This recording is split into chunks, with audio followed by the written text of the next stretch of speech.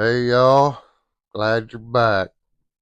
I want to thank all the subscribers and everybody who's leaving comments and giving me the old thumbs up.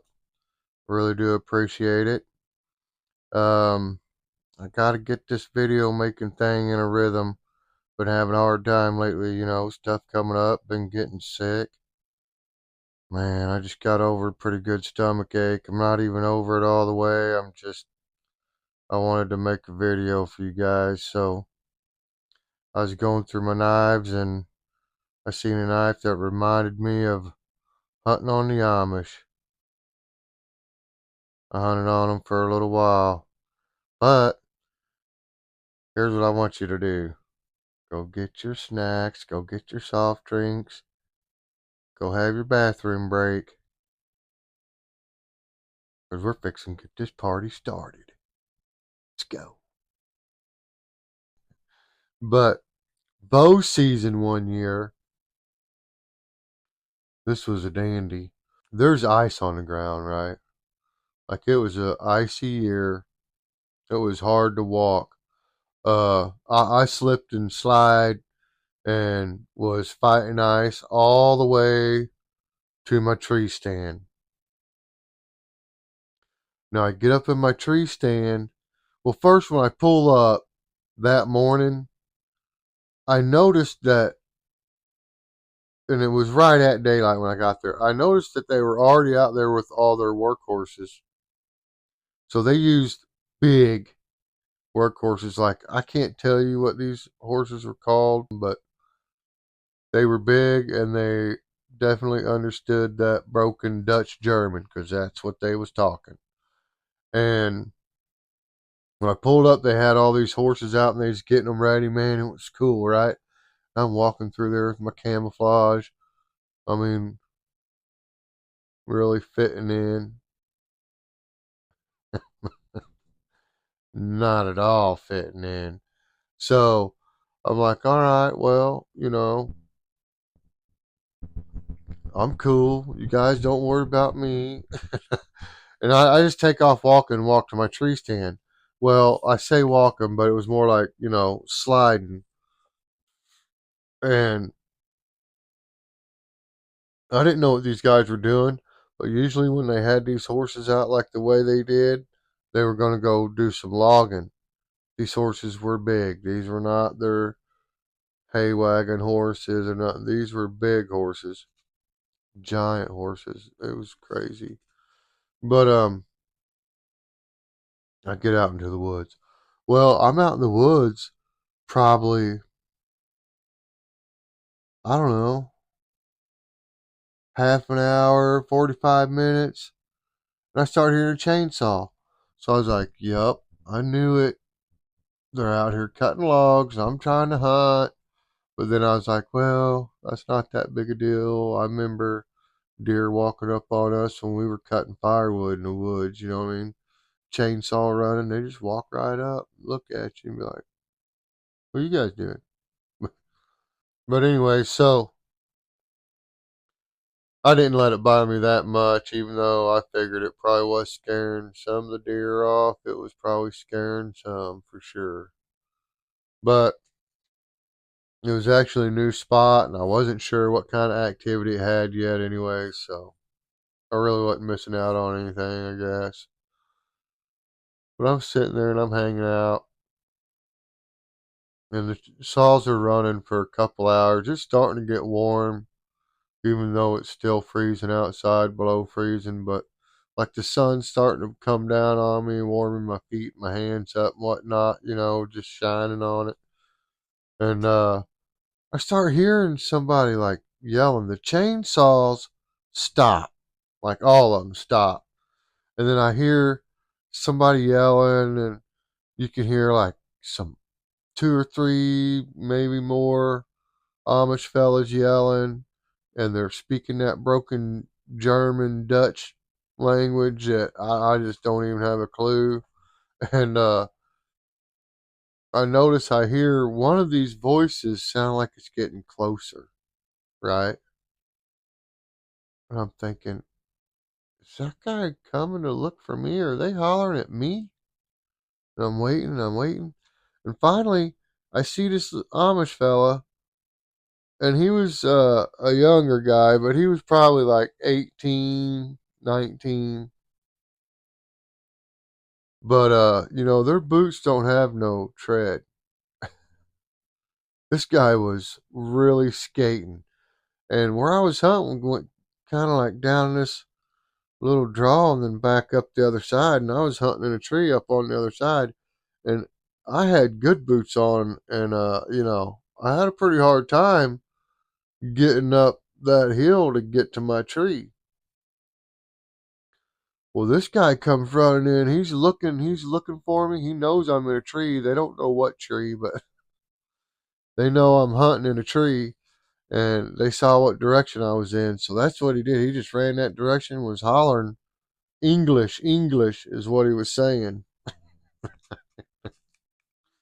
I didn't know for a minute. It took me a minute to figure out what he was saying. But he comes slipping down the hill in front of me. I mean, he's slipping and sliding, hits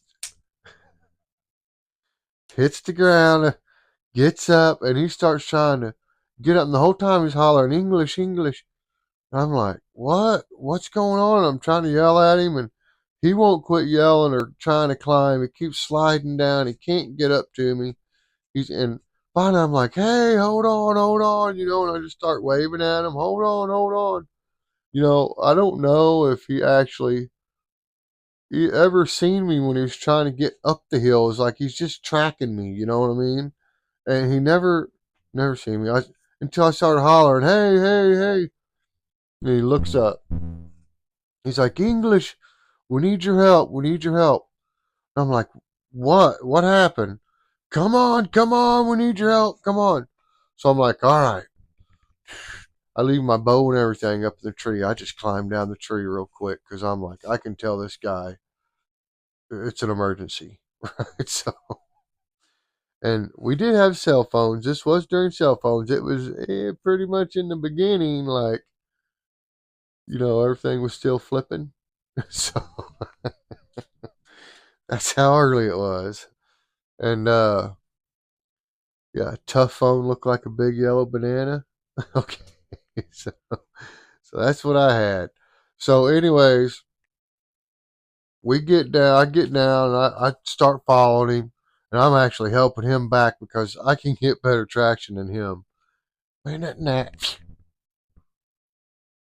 gonna die. I got cat-like reflexes. Ooh, I think I got him, sucker. I didn't. But anyways, we get to their house, and I see what happened. There is some guy laying on the ground over by a bunch of trees that they had just fell. That's why the chainsaws went off. Okay, so what was going on was these Amish usually they would actually they would buck saw or cut the trees down themselves manually, right? Well, times were a changing, and they had started hiring English to come in and just cut the trees down, and then they would come in with their saws and axes and limb them and trim them and cut them to size and all that stuff. Okay, so they didn't cut trees for firewood, y'all. They all burned coal. Okay, so like the limbs and brush and stuff from trimming the logs, they would cut that up, but they would make charcoal out of it.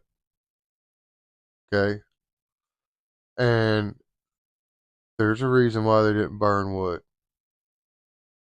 but it's not my business to tell. But what they did was they used these trees to saw lumber to build their houses because they were always building big houses because they have big families. In our area, the average family size was 19 children average. Okay. All right. So lots of them. But so they built big houses. So they cut their own timber. And so when they bought land, they usually bought land that was all wooded. It was cheaper that way. And then they'd go in there and they'd timber it off and they'd make their fields and build their houses. Okay, so just like the old frontiers people, right? Some things never change. And this is one of them, the Amish. Okay, so they did everything the hard way. Well, they were trying to figure out how to learn to use chainsaws because they'd hired the English before for a couple years and watched them cut the timber for them and paid these guys to cut timber for them because they were watching and learning. So then they got down to where they didn't want to pay these guys to cut for them no more. They figured they had it down. So these fellas worked and they work on construction crews, painting crews, any kind of construction you think of. These fellas are working, right? They got guys that will come get them. They hire an English guy with a van, and that guy takes them back and forth to work wherever they got to work on a construction job. Okay. Some of them even have their own construction company, and you get a full blown actual Amish built house, which is pretty cool. But then there's other construction companies that also will hire them because they know how good they are and how fast they are and efficient, and they get houses put up quick, right? Especially the spec houses. Once you show them how to read the blueprints and whatnot, I mean, it's on like Donkey Kong, okay? And they learn fast. So these guys are making money hand over fist. Don't think they're not. They're making a lot of money. And they buy a lot of guns, just so y'all know. And they do make their own liquor, moonshine and beer and wine. But they also buy it. They will buy some beer too, but anyways, they will make their own as well. Lots of guns. Um but they were gonna learn how to do logging, do their own logging, and so they bought a bunch of chainsaws, right? So everybody's got new chainsaws, and they're all out there trying to cut trees. Well, they were falling trees into each other, and so now they didn't know how to get these trees unhung and how to fall them without killing somebody. So they called the English guy up and asked him to come out there and show them how to fall these trees that are all tangled up so that no one gets hurt. Okay, so this feller was in his 60s all day. I don't know who he was, where he lived, nothing. But I know he got his head smashed by a big old freaking tree.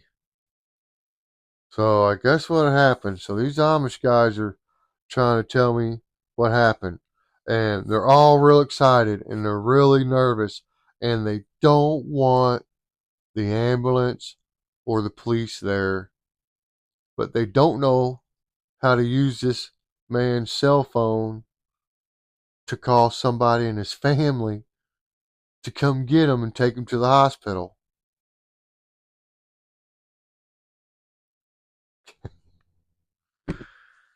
All right, so they come and got me to get this guy to his truck. They want me to put him in his truck, drive him off their property onto the dirt road somewhere, call 911, have ambulance come get him out there. I'm like, no, time out. First off, you you guys shouldn't have moved this guy. So when I get to him, I mean he's got his head's gashed open, guys. It was bad, man. Like, almost like he got scalped, but like it was all there, just wide open, skull. It was bad.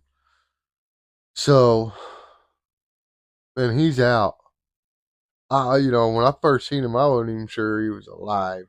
But it didn't take long to see his chest moving, and I started putting it all together, and I'm like, okay, he's alive. But they were trying to move this guy, right?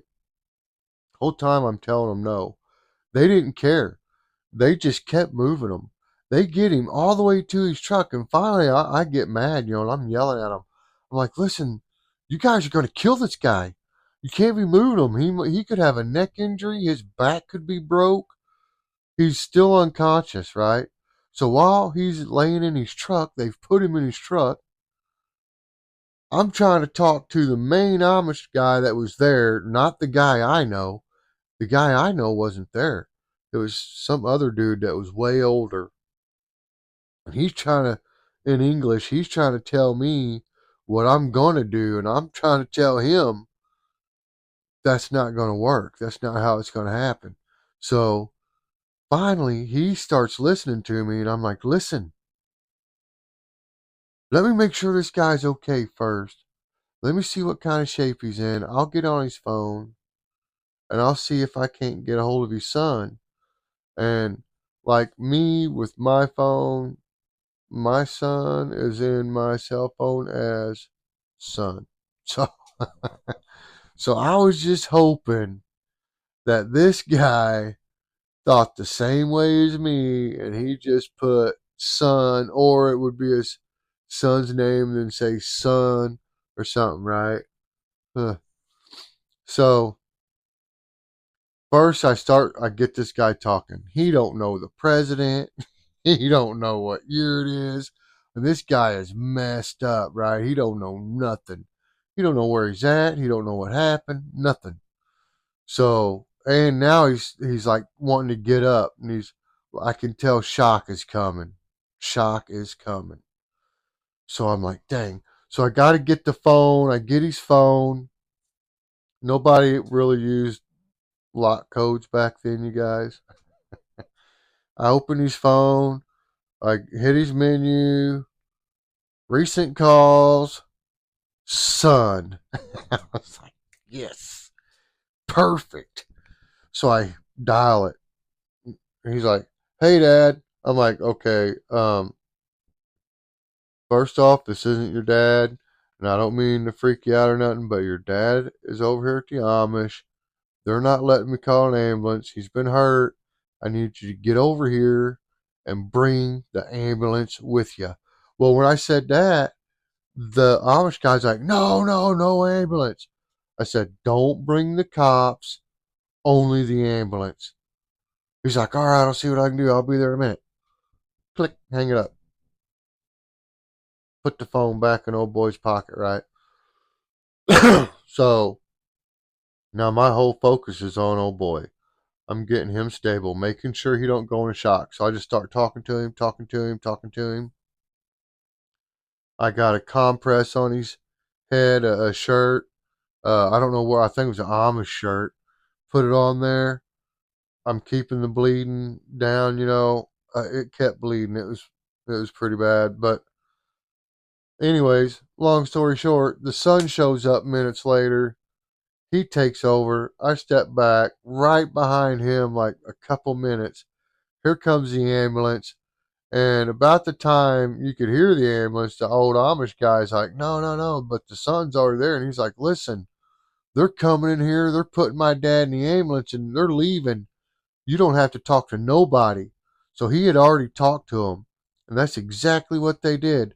Because, my hunt's over now. So I just got to walk back across the ice and get my stuff.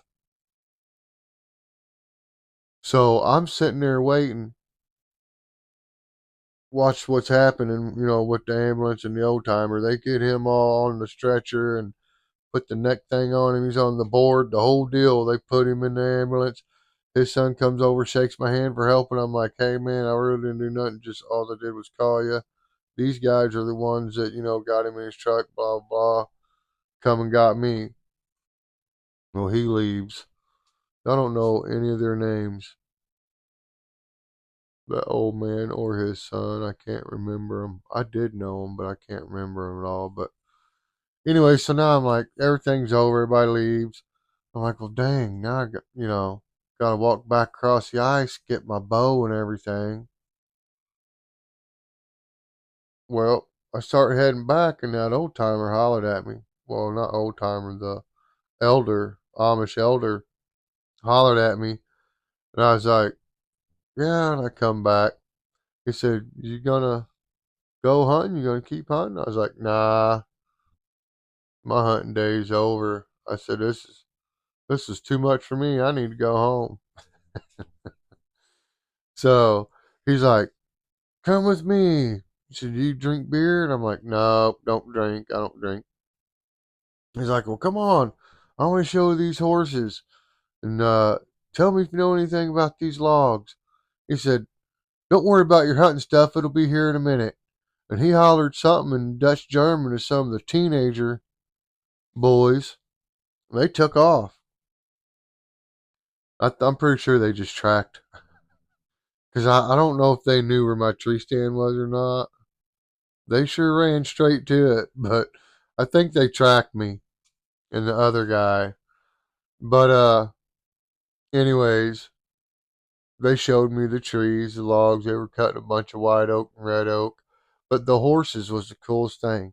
So he got the horses out, and he had them guys have these horses doing all this stuff, moving the logs and moving them in different directions, and horses pulling together, and horses turning a log. And man, it was cool. It was the coolest thing I ever seen when it come to working horses. These big horses, and the size of the logs these horses was moving was unbelievable too. They were huge, and these guys milled all that timber themselves, and these horses drug them logs all the way to their mill, and I didn't see a mill nowhere.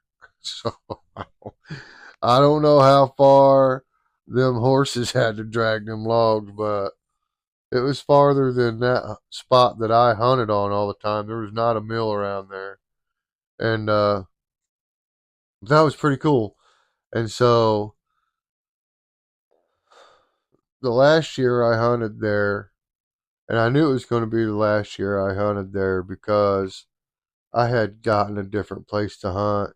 It was times were changing, and I just needed a bigger, better hunting spot. So the last year I hunted there, I knew it was going to be my last year, and it was during gun season. And I killed a big old doe, fat one. And I think them Amish fed the deer, or they just didn't keep them out of their crops. You know what I mean? These deer were always fat on the Amish, a lot of fat on them. Anyways, I harvested this big doe, and I gave them the whole doe, and I thanked them for their time and all the things that I'd seen and experiences and adventures I'd had on their property, and told them that I wasn't going to be coming back no more. That I'd found some different land to hunt, and I wasn't going to hunt and take from them no more. Uh, didn't need to, didn't want to, and that was it. He shook my hand, told me to come back anytime I wanted. That they was glad they met me. Just all that good sappy stuff. But yeah, that was hunting on the Amish. Never had a bad experience. Always got at least 4 or 5 laughs from some of them little kids trying to sneak around and hide from me. I still get a laugh out of it. There's so many of them, but it's like little gnomes everywhere. You're 20 foot up in a tree. They're even smaller when you spot them hiding behind trees and in the bushes trying to hide from you.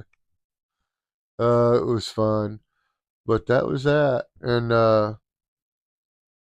hope you guys liked it. And also, just remember, no matter what, somebody out there cares about you. Me and millions of other people do. And there's a whole lot of them that love you too. If you're having a hard time, get a hold of a friend, family member, even a stranger. Call 988. Some people are sitting over there just waiting to help somebody. All right? So, something's bugging you? Squatch it. Keep on keeping on. Peace.